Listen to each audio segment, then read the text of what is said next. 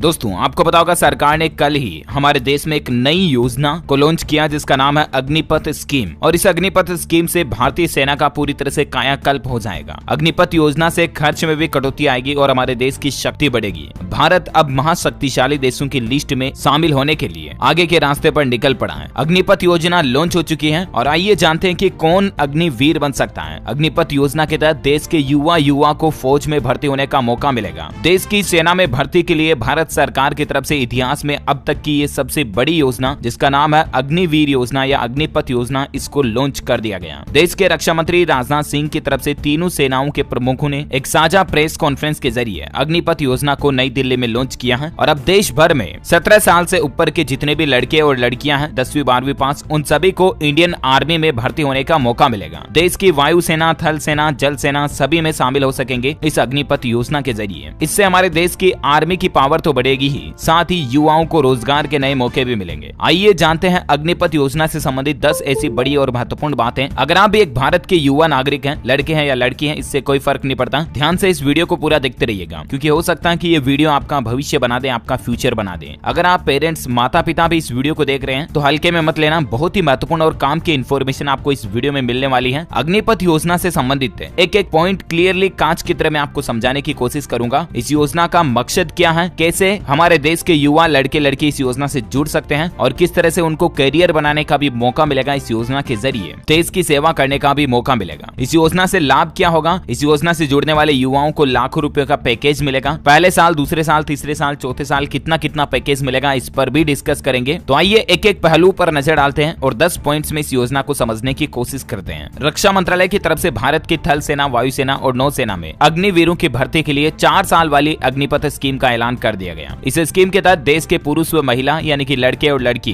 दोनों ही अभ्यर्थियों को तीनों सेनाओं में भर्ती होने का मौका दिया जाएगा। मंगलवार को दिल्ली के विज्ञान भवन में देश के रक्षा मंत्री राजनाथ सिंह की मौजूदगी में तीनों सेनाओं के प्रमुखों ने इस स्कीम का ऐलान किया है। इसके अलावा भी इस स्कीम से जुड़ी कई महत्वपूर्ण जानकारियां साझा की गई हैं। रिपोर्ट्स के मुताबिक लेफ्टिनेंट जनरल अनिल पुरी ने कहा कि इस स्कीम के तहत सेनाओं की औसत आयु में भी कमी आएगी। वर्तमान में जो आर्मी की औसत आयु 32 साल है, जो आगे चलकर 24 से 26 साल हो जाएगी। साथ ही इस स्कीम के जरिए युवाओं को एक बेहतर करियर का मौका भी मिल सकेगा। आइए आगे बढ़ते हैं और समझते हैं सरकार की तरफ से इस स्कीम की कई महत्वपूर्ण जानकारियों को। सबसे पहले बात करें अग्निपथ स्कीम में, मैंने आपको बताया जैसा कि पुरुष और महिला दोनों ही अभ्यर्थियों को थल सेना, वायुसेना, नौसेना यानी इंडियन आर्मी में, एयरफोर्स, नेवी और जनरल आर्मी में भर्ती होने का मौका मिलेगा। इस स्कीम के अंतर्गत आवेदन करने के लिए आयु चाहिए